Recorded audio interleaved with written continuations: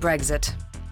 Now that the UK has officially notified the European Council of its intention to leave, what's next? The next steps were agreed by all member states years ago and are set out in Article 50 of the EU Treaty. The other 27 leaders of the European Council adopt guidelines for the negotiations with the UK. Those guidelines can be amended throughout the negotiations.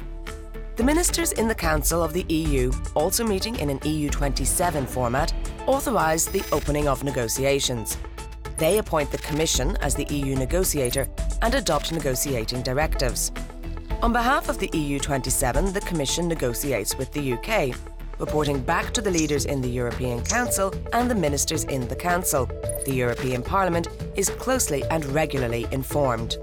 For as long as the UK remains a member of the EU, it participates in all European Council and Council meetings, except when Brexit is discussed.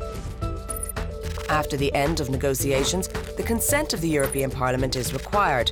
The deal is then ready to be concluded by the Council. When the agreement enters into force, the UK is no longer an EU member, and the EU treaties cease to apply to it. Find out more on the Council website.